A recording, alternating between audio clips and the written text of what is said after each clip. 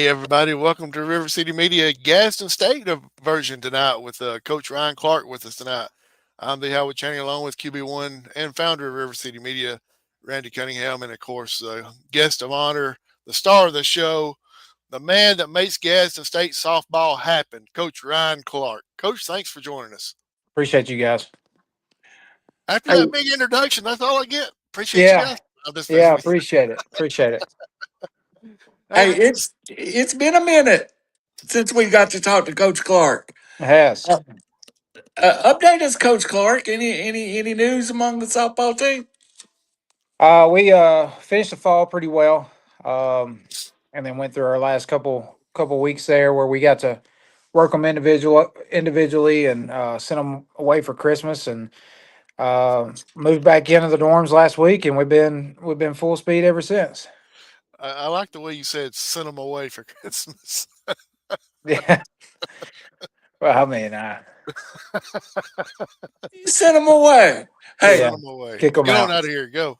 hey. One I wish we question I could do have. have to ask about Christmas: how did the young Clarks enjoy Christmas? Oh, they loved it. They got a lot of noisy toys that they've not got tired of yet, so they're wide open with those still. So yeah, the 1 year old Brody, he's more interested in the boxes sometimes than the toys that came in them. So, but they enjoyed it. It was a good Christmas. A lot of good time with family. That kind of sounds like Randy. Yeah. Yeah. Hey, let me tell you what Randall's Christmas was. I bought my daughter now is old enough to have a boyfriend, 16. So young man came over Christmas Eve. We're going to celebrate Christmas with him. I bought him a present. I found it yesterday. He went, I went 2 weeks before I found it. So yesterday I brought it in to him after church. I was like, hey, I found your Christmas present. So That's he had awesome. to wait. He had to Hey, he wait. got it either way. Hey, and it was a signed Jalen Carter card. So he's a big Georgia fan. So it was worth waiting. Oh yeah, no doubt. Absolutely. Coach, let's get in a little bit to the about that. You said the girls got back into the dorms what last week? Yep. Yeah. And when was it or has the official first practice took place yet? Yeah. We first official practice was Friday. Up until then, he wasn't really allowed to do a whole lot. So we just kind of let them move in, get acclimated a little bit, and certain amount of hours you can't go, and all that good stuff. But first official practice was Friday, and so we've been full speed. That's good. I kind of joked around before we went live. I'm like, I thought you might have some of the girls on you. Like, nope, they went a little bit too hard today. Well, it was I think it was the rundown drill. It got them. It probably went a little longer than I wanted it to, but we were going to do it till we got it right. So um, they finally got it right, and then they were a little bit tired after that one. So was it just kind of one person that was messing it up, or was it just everybody? No, we would get like 3 or 4 perfect reps in a row, and I'd be like, all right, it's almost time. Then we'd drop one or do simple things like throw and catch. That we would drop a ball or miss throw it or something. We'd have to kind of would reel it back a little bit and start over. So I, I, uh, I, I suspect I know who was making a couple of those mistakes. I won't throw no names, but maybe we know them. are you talking about Abby? Yeah. No, Abby's done really well. She's back. She's fully cleared. Her and Lauren both are fully cleared and doing well. So we're really excited to have them back out and working with us. So Abby was none of the reason for the repeat rundowns. Not today. No, Not not today. today. Good job, Abby. Yeah, no, she did Proud of good. you. She did good. So So first day of practice, what is that like? I mean, I know the girls are doing some stuff on their own and all that, but I'm sure there's some stuff they're kind of lacking on, and maybe a little bit missing on the cardio and stuff like that. So tell us a little bit about the first day of practice. well, the first day they came back, we ran a mile just to make sure that they were doing what they were supposed to do. When they were gone, everybody did great with it. So either they're just naturally in shape or they did do the running they were supposed to do. So then we ran some sprints. the next day. So, they do a lot of things on their own. Really, the biggest thing they miss out on is something we did today, and that's see velocity. Um, you want to try to get them back into seeing velocity as quickly as possible. When you're playing good teams or teams in our conference, everybody's got an arm that throws it pretty hard. So, just getting used to seeing that a lot throughout the preseason is going to help us down the long run. Is when we get in a conference and see it every day. Randy? Coach, it seems like fall is almost a relaxed period, working on things. You really got to scale it up over the next few weeks because it's conference. Do you get a different vibe going from playing fall ball, which is, you working on things in some sense, to now it's real?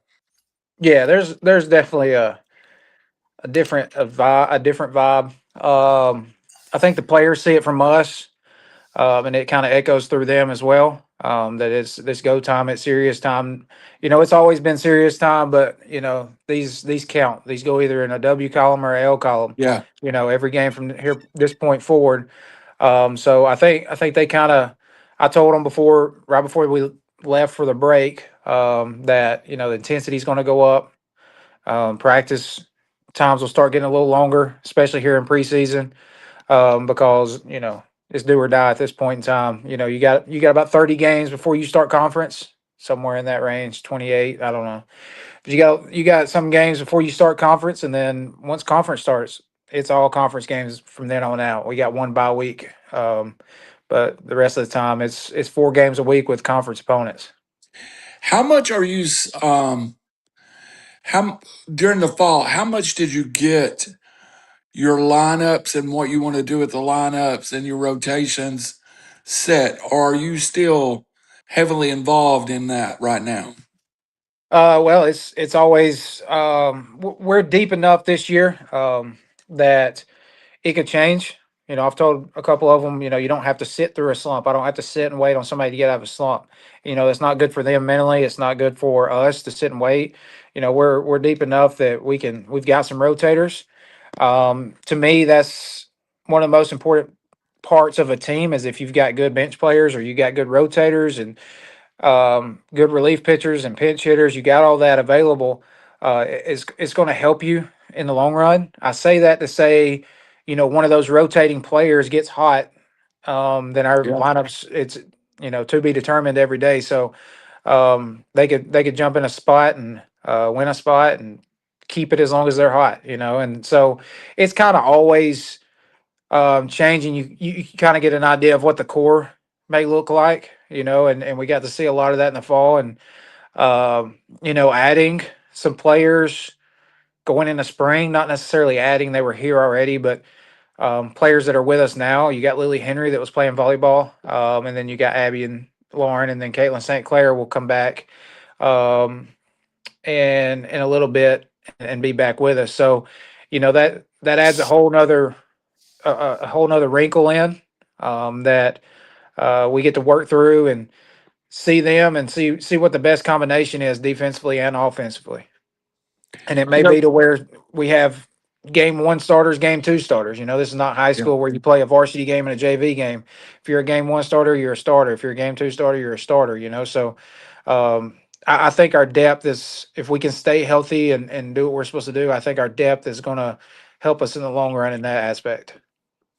Coach, you said the word slump, which I know in baseball is kind of a non-deplore. You don't say slump in certain spots. But Pete Rose, famously, who's one of my favorite players of all time, there's a thing, if you watch Baseball Network, he talks about what you do when you're in a slump. And he says there's only 6 things you could do: walk farther up in the batter's box, watch farther back in the batter's box, move up to the plate, walk away from the plate, move up on the bat, come down on the bat. In a way, that's the definition of a slump. Are you trying to work with your players maybe when they get in a little slump to move them around in the batter's box? Yeah, sometimes you tell them something very, very, very simple, A lot of times, and this is the way I was as a player, so it kind of helped me if they're in a little bit of a slump. You tell them something very simple, and it could be as something as simple as what you're saying, quoted by Pete Rose there. And next thing they know, they hit a line drive, and then all of a sudden in their head, oh my God, that's what's been wrong with me this whole Yeah. time, and nothing really changed, right? So you got that aspect of it, and then sometimes you get into a little bit deeper of a slump where it's in your head so bad that you can't get away from it, right? And sometimes when you do that, you need to take a break from picking the bat up for a day, and kind of just step back and reevaluate and get back to work. So, there's different aspects, and it takes a lot to really get in a slump. But once you're there, it's a lonely place. Been there, done that. Did I freeze up? But once you get there, it's a lonely place. Been there, done that. Don't like it, and so I know what it feels like, and we try our best to get them out of it as quick as we can. Just for the record, my golf swing has been in a 59-year and 3 month slump, and I haven't come out of it yet. So it can be mental. Um, Yeah. I mean, I can't swing a golf club without shanking. Hadn't never been able to, and it's just one of those things, And I can't. Every lessons, everything I take, still going to shank the ball.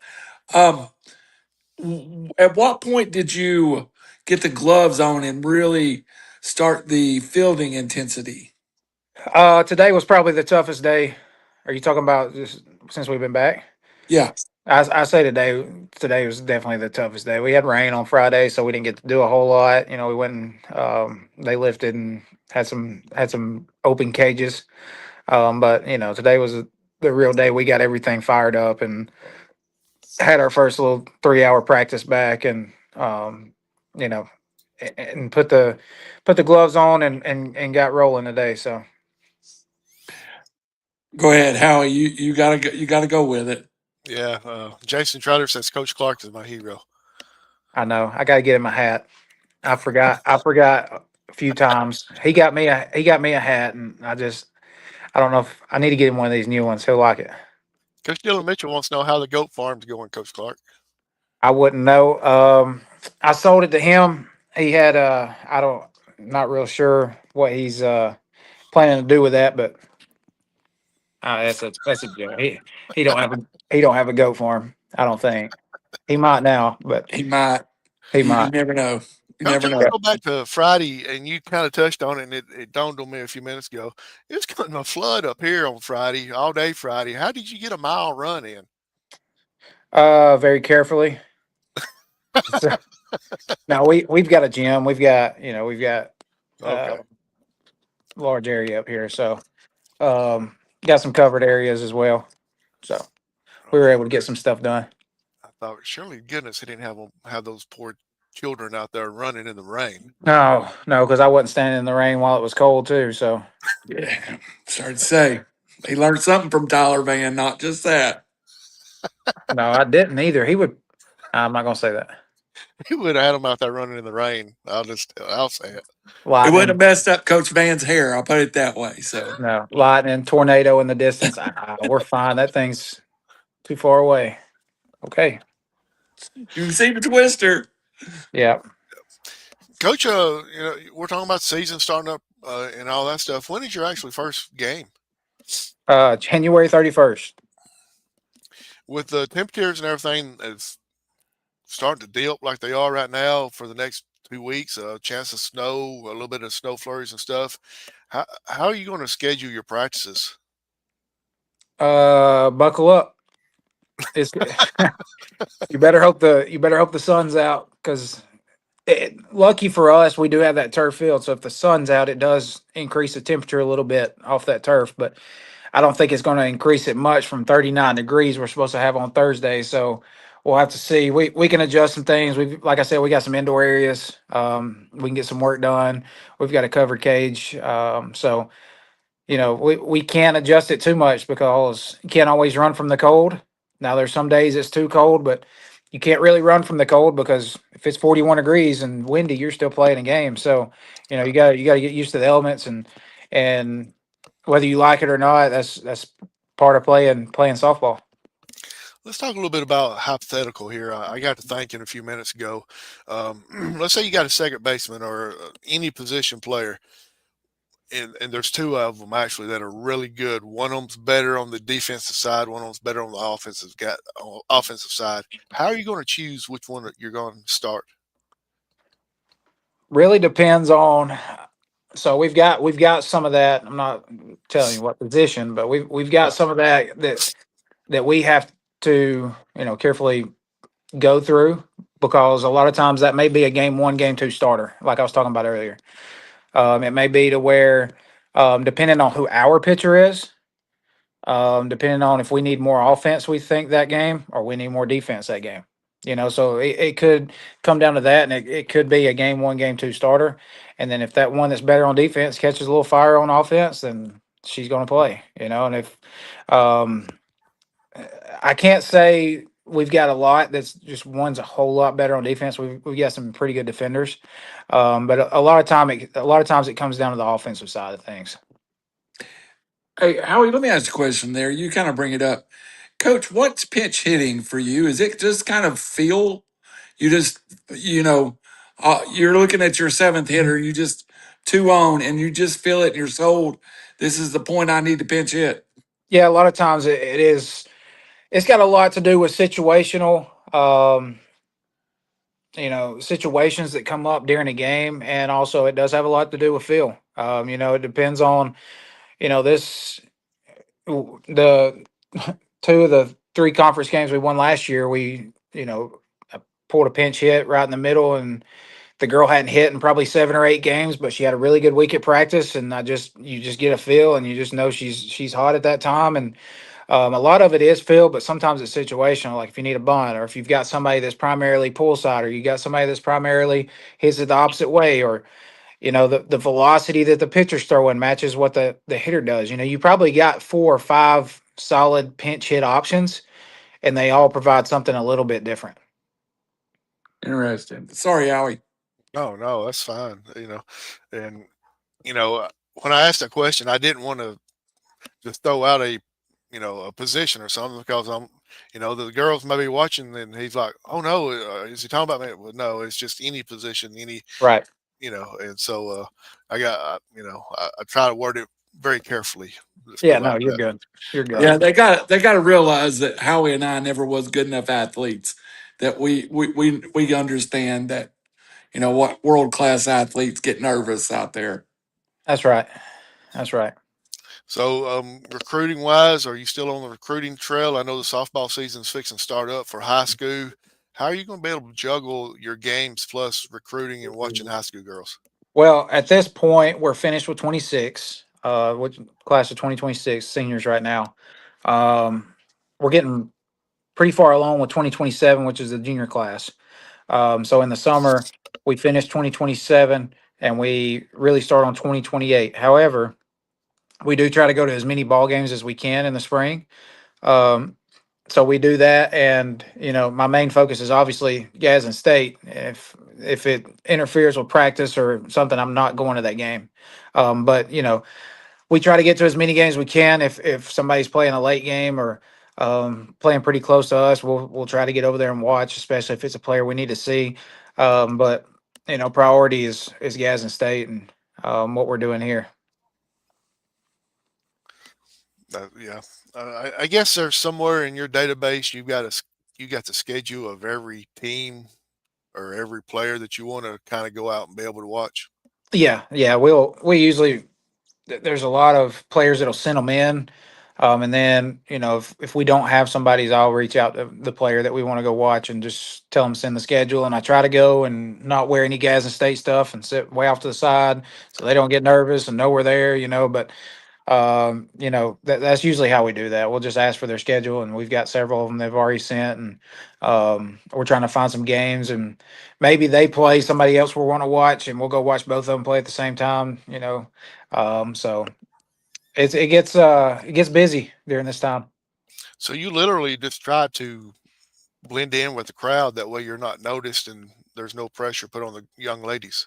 Yeah, a lot of times I'll take a lawn chair, and I may wear Gadsden, but I'm not sitting right behind the backstop with a radar gun or something like that, unless it's somebody I have to get on the radar.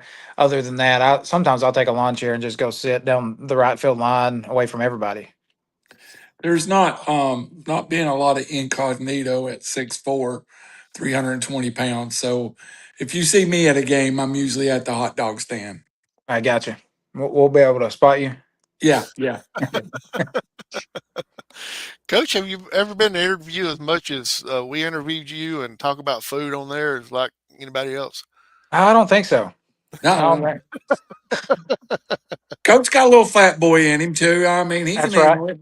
That's right. I like to eat. That's why I was almost late tonight. I had to go grab something from Arby's. So Like me some Arby's. yeah. Got a little free plug out there for Arby's. So, Hmm. so Good little app too. Always can find something free on that app if you download it. yep. You coaching staff all the same? I'm assuming. Yeah, Coach Russo, Coach Hart, and Coach Delaney all still with us and rolling in the spring. Except Coach Delaney's got the flu right now, so I told her don't come anywhere near anybody up here. Stay away. I don't want that stuff. You stay far away from us. So she'll be back probably by the end of the week, maybe next week. I would So say next week just to make sure she's completely got oh, rid of we it. had two test positive on Monday last week, and I was like, don't even come up here. Stay at home. See you today. Like they came on campus today, so I'm not messing with that stuff. I don't like it. I've had it. Don't want it. I mean, if I get it, I get it, and hopefully it's We not too bad. But I know it can be really bad. we just went through a round of type A flu here in the house. It was nasty. Yeah, Nasty. they say it's pretty rough this year. It was. We got it over early. Put it that Mm. way. So how will you deal with that as far as a player comes up feeling flu like symptoms and all that? Will you just basically send them home and say, hey, get out here for a while? Uh, Depends. If Legit, I legit say, issues, legit issues, not just yeah, if feel like I'm if they're sick. having a fever, you they don't need to be around. But if you're playing a conference game, I mean, it's Do you, really their it's That's really what masks their are for. discretion. We don't, yeah, it's really their discretion. We don't want them around. We're supposed to send them home. So if they get a fever and they've got something seriously wrong with them, obviously I don't want the whole team sick. So going without one starter over 4 or 5 the next time is probably a way better option. speaking of your starters, do you know roughly in your head who you're going to be starting where? Yeah, there's still a couple that are borderline that's battling out positions. For the most part, we know pretty well who's going to be playing, who's going to be rotating. Get a good feel for it in the fall, and then with everybody coming back this spring and seeing them the last couple of days, you kind of get a good feel for it, and that's what you kind of got to wait and see over the next couple of weeks how everybody develops and meshes together and all that stuff. So yeah, you get a pretty good idea through the fall. But With it's, with someone like Abby coming back off of the knee, will you play her? Will you let her DH more than play her in the field? Is that a part of your DHing lineup or your thought pattern? Or you is it doesn't matter? She's healthy now. To me, it's who's healthy now. I mean, when they say when they repair that ACL, it's stronger than it ever was. So, as long as she's moving around pretty well, and hitting the ball well, um, she's gonna have a shot to play, just like everybody else. So, defense, DH or DP, whatever, and she'll have that opportunity to play both ways. Or, if the DP role suits her better, then that's always an option as well. And that depends on who's pitching too. So, if Presley Slayton, as of right now, I know we got 3 weeks till season. When she's not pitching, she's going to be the DP. So there's always an option of when she's pitching, you can play somebody else as the DP. So there's a lot of different options for our lineup. Like I was saying earlier, there's a lot of combinations and different ways that you can do hitting lineup and defensive lineup. it does take a different mentality to be a successful DP, though, to stay involved in the game, I guess. We always talk about it, and you always hear it on the Major League Network level. DH is, you don't field, but you stay involved in the game effectively. And I think that's key for you at a softball level, too, right? Oh yeah, yeah, for sure. And that's always it's always something keep somebody else engaged, locked in, and to have somebody as a DP that can also do something else always helps as well, because that's an easy switch in your lineup. Because in the game of softball you can put your DP in on defense, and there's a lot of different little weird rules that the DP and the flex, they can be on defense at the same time, but they can't be in the same hitting lineup. Like, there's a lot of different things, so it's very strategic of who you put as your DP. Mm. So go ahead, Howie. Yeah, talking about weird and rules and all that. What is one of the weirdest rules in softball that people may or may not know? Weirdest or worst? The worst one Let's hear to both of them. the worst one to me right now, which I know they're changing it, but the obstruction rule last year, I've never in my life um, seen where they call obstruction on a throw down a second. It got a little ridiculous at times, um, but they've changed it up some to make it a little better. Weird rule. I would say the most tricky rule, weird wise, is that DP flex rule. A lot of people don't understand it. A lot of people don't know how it works, and it's not the same as a DH. In baseball, it is a little bit different, because your DP is an actual player that can go in. Like I was saying, she may be listed as a DP, but you could play her in right field. You could play her at shortstop if you wanted to, while your flex is still on the field, the person she's hitting for. So but they can't be in the same lineup. So if you don't know how that works, it could get tricky and you could really screw up your lineup card. But a lot of people are starting to figure out that rule and how it works.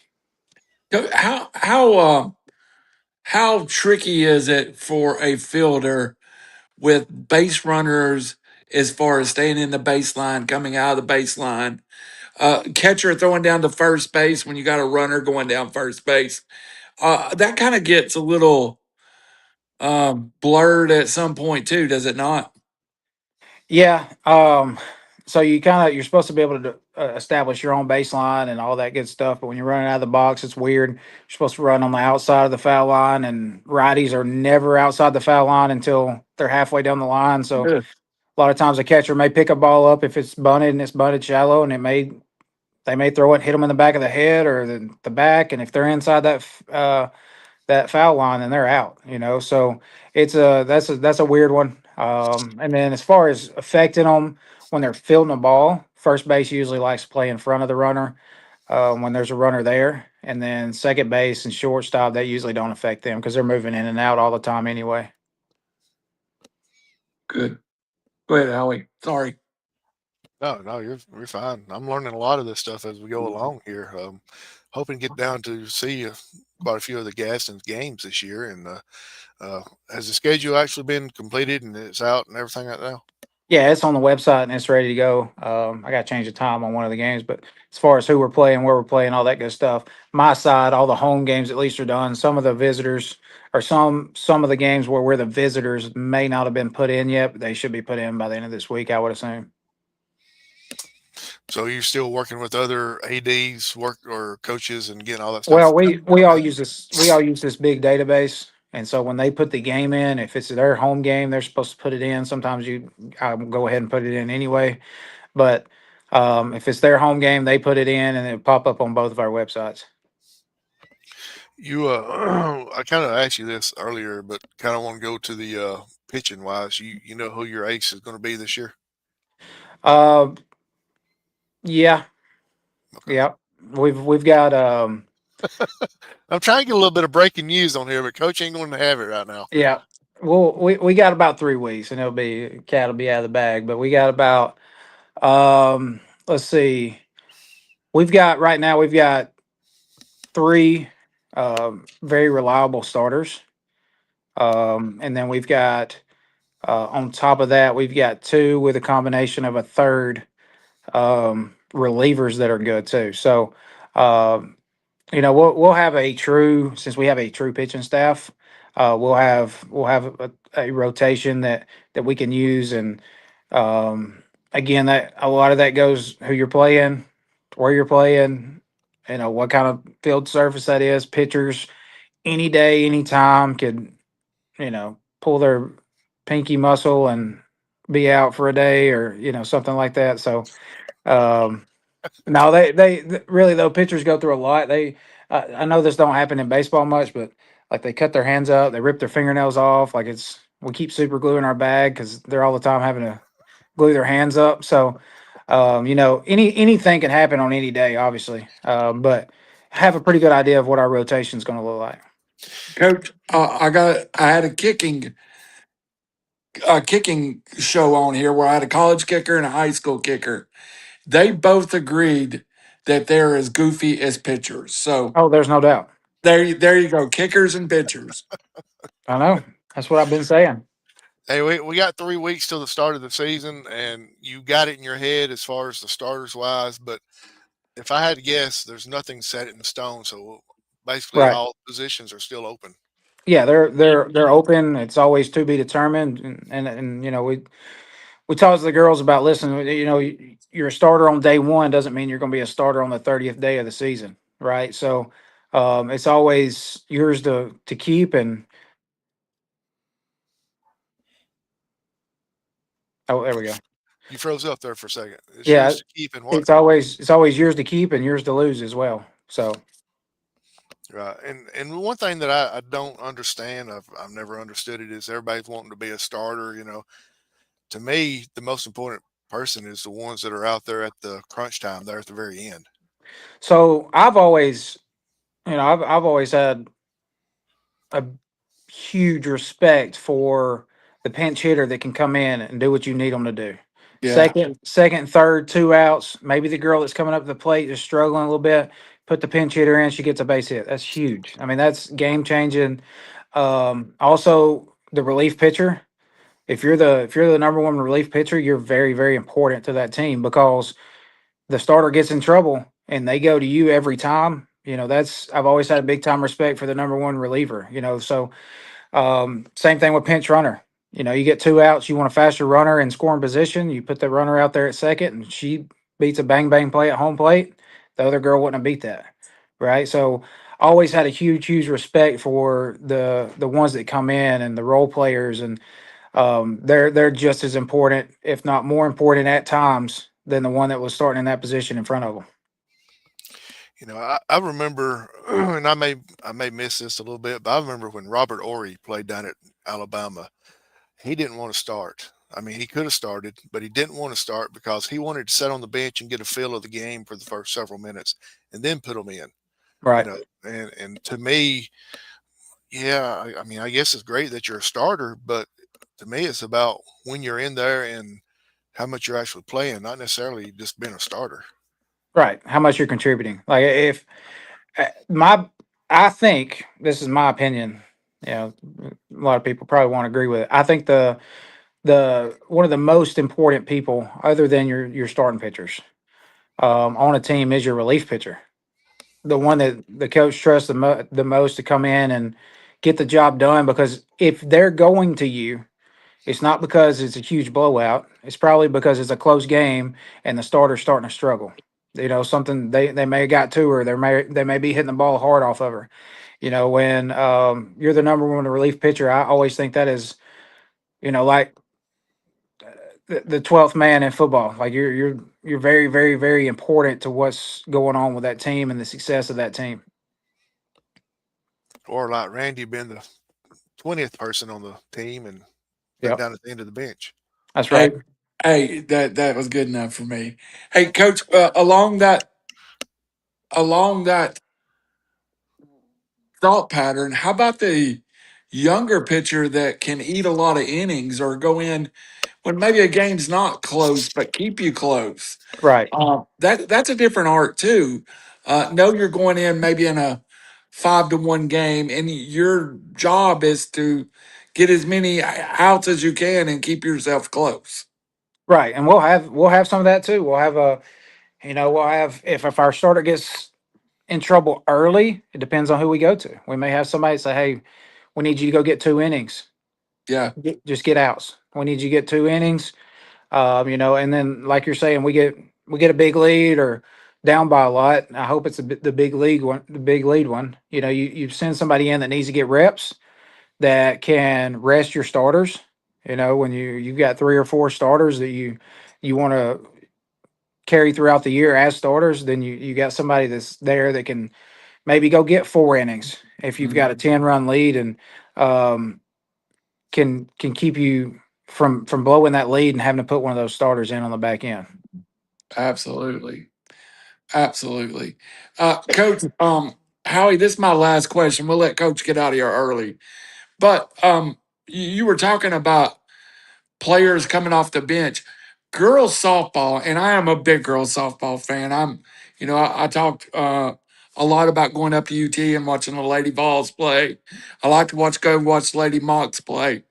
Um, there isn't a sport where the bench players are more vocal and active than girls softball, ladies softball. Um, is that just by nature? Do you have to just let them go and they're that way, or how's that work? Yeah. So the first time I was around it back in 2012, I thought y'all are going to get somebody killed because you do that in baseball. You're going to get a Yeah, pitch like it's going to hit you in the chin. And then you get around this, and I think it's just natural. It's what they grow up doing. You go to an 8U tournament, you better take earplugs because everybody in every dugout as loud as they can go. You know, but it's just natural. It's fun. I think that's what it adds to the game too. I think it makes the game obviously it's a little more fast or a little faster than baseball, and then you also add the energy that's coming from the dugout from the ones that are not even in the game. That's a pretty unique deal, and it's a lot of fun. hey Howie, I went to the Olympic softball, same way. I mean, every level, every level I've ever been to, Yep. girls softball dugout is. I mean, it's like the level of excitement is unreal. You go watch boys play football now; they celebrate a touchdown or an interception, Right. but a first down, you'll never see a reaction from the sideline. You let somebody get a single in girls softball, and it's a noise. Yeah, and you kind of gotta let them go to some extent. Now, there are some teams that take it a little far. We don't ever say anything to the other team. We don't ever say anything to other coaches. Um, they don't say anything to the umpire. I'm not going to say we, but they never say anything to the umpire. And then so, um, but sometimes you just kind of let them go. You'll turn around, they'll all have some kind of new dance they're doing and chant, and you're just like, whatever, we're winning. So whatever's working right now is what's working. So it is different. And if you've not been around it, it probably blow your mind. My Yeah, final yeah. question is: do y'all have cheer practice, or is that No, something they do on their own? that's something they just do on their own, I guess. We're not having cheer practice. They're coordinated though. Howie, I'm talking stuff like I this. mean, just It yeah. Well, they got to work on it What somewhere. happens? What happens is you got one person usually in the dugout that's just off her rocker and just a little bit out there, and You- she's come up with something in her head, and she's got 2 girls that sit down there and learn it with her, and then the next thing you know, there's 7 or 8 of them doing it, and then the whole team's just in there, and it's just when you talking about being off the rocker, I thought you was talking about Coach Hart for a second. yeah, he falls off quite often. We have to pick him up and put him back on there. Oh goodness! So they just basically come up with this all on their own. Then like a TikTok dance. That's all I'm saying. Yeah, I it's a seen lot some of the like that. Gadsden State girls on the TikTok stuff, man. Oh, that's not good. I stay off of it. I don't. It's probably best, Coach. It's probably best. Yeah, I stay off of it. Coach, can we persuade you to come back on here and announce your starting lineup?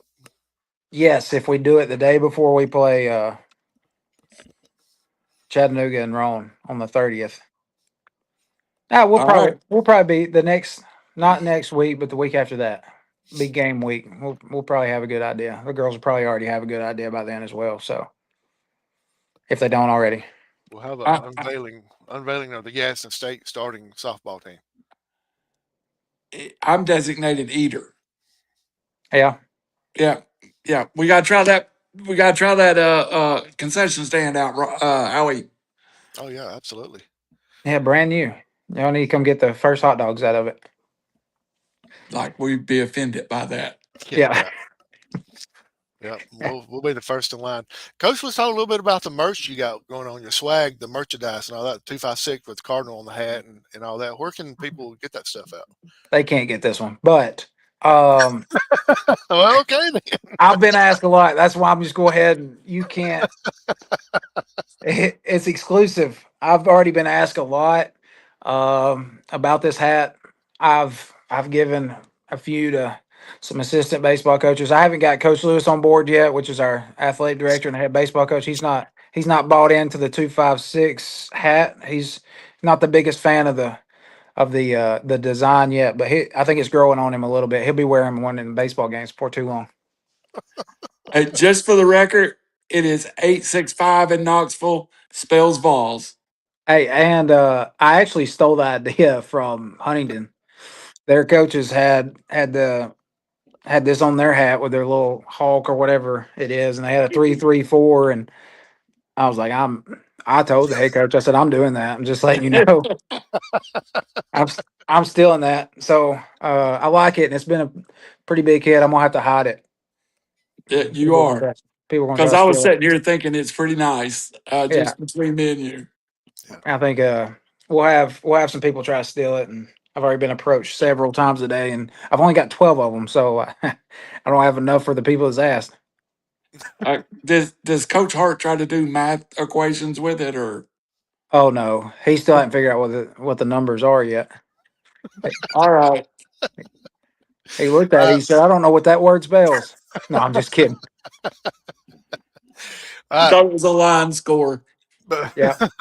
besides the 256 hat, the other Gadsden State softball merchandise, where can they purchase that stuff at? Our bookstore sells several things, Gadsden State related, and then I think there's a website through the bookstore that they could also add some other things because I saw some people wearing some things I've never seen before, like to our games. I don't know if they got it made themselves or if they just went to that, but a lot of them were saying that they went to that website that's tagged under our bookstore, Fanatics or whatever it's called, and they were able to buy some things through there. Awesome, good deal. And if like me and Randy, when we come down and all that, will they be merchandise there for sale at the games? Not currently. So we're not selling it currently. Like if we buy it, it's for our team and for our coaches, and so it's a it's kind of exclusive when we buy it. But there are things like if you came down to a game, you could run by the bookstore and grab some stuff for after or whatever. Good deal. It'd have to be a lot of cotton for me and Randy to be able to wear something. Yeah, my shirts look like a bottle of illegal moonshine. So many X's in the back of it. I wasn't sure where that's going. I didn't either. Well, mine takes about 3 cotton fields to be able to make my shirts. So, you know. But coach, best of luck this coming season. This is just one of many, many more shows that we're going to have, and uh, as always, before we let you go, it's time for shout outs. Uh, really don't ever shout the team out. So I'll tell them, or I'll shout them out. This group's really really competitive. And I knew that when I was recruiting this group. But you get them here, and the atmosphere is incredible.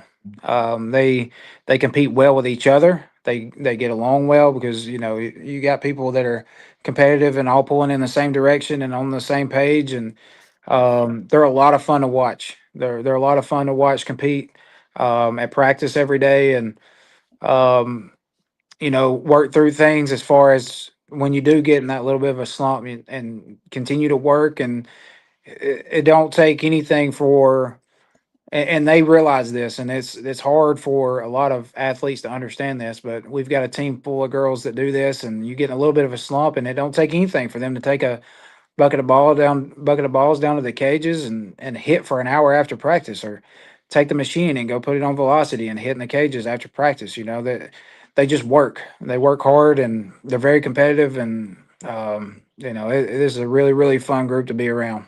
And I think you're going to be able to see that in the spring, as far as how hard they work and how hard they have each other's backs and work for each other and play hard for each other. If you hadn't ran them to death today, would they be somewhere around there doing some extra work? I think a couple of them went to the cages and hit anyway. Oh, okay, good. And you know that's just what kind of people they are. You know, they a couple of them were struggling at the plate today, and they went and hit after practice, even though they were tired. And we did rundown drill for a little bit too long. So, but we got it right. So, Will you Hey, do that? Will you do that drill tomorrow? no, not that one. We'll come back to it probably before the end of the week, though. it will come back in the 26th with a show, and that will be game week. Yep. So be prepared, everybody. This will happen fast. And we may even, we've talked about as we get farther into the season and maybe into conference play, we can even shorten the period between shows because we really want to go on this journey with Gadsden State. And folks, you're here. We want the ups and downs, the good, the bad, the ugly. The more we do, the more shows we do, the more you get the feel of Gadsden State softball, I think. Yeah, no doubt. And I appreciate it, and I know there's a lot of people that appreciate what you guys do, and we're right there at the top of the list as far as being appreciative and promoting our program and our players. And um, you know, like I said, I'm very very ready to see this group compete. Um, and I think there's a lot of eyes. And I told the girls this the other day in the weight room at the end of the day, and there's a lot of eyes going to be on them this year. Yes, There's sir. a lot of people that know what kind of players they are and what kind of competitors they are, and you know, there's going to be a lot of eyes on them, and that's the way we want it. You know, that's the way you always want it because you don't want people to not think about you, right? Yep. You don't want people to not have to think about you and prepare for you, and you know, so that's what we look for, and that's what we want. And um, I think that's what we're going to get. We're not going to sneak up on anybody. We're not going to surprise anybody. They're going to be ready. And I told the girls the difference is going to be whether they decide they're ready or not. You know, because we got the talent to do so, and you know, it takes a little bit more than just talent. And I think this group's got it. And I'm just ready to see them compete.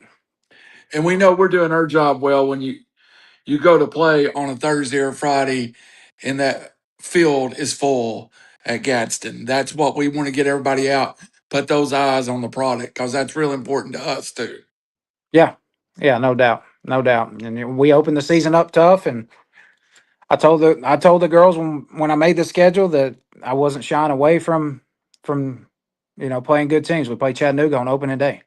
We'll play Rome State and Chattanooga on opening day, and you know, Chattanooga's traditionally one of the better teams in the country. And Yeah. that's fine. You gotta play those teams. You gotta see where you're at and be able to gauge yourself and see what you need to work on or see how you're playing at the time. You know, so right out of the gate on January 31st, we're gonna play a team that's traditionally in the top 20 in the country. So you know, that's kind of how this schedule's built. You know, we play the defending national champion a couple weeks later because you know, I want our girls to be challenged early and often before we get to conference. Yep. Absolutely. Coach, looking forward to this journey, this ride with you. Appreciate you taking the time. We try to be serious, but we also try to have a little bit of a good time on here as well, and let everybody see both sides of the serious Coach Clark and the fun-loving Coach Clark, I guess you can say. Yeah.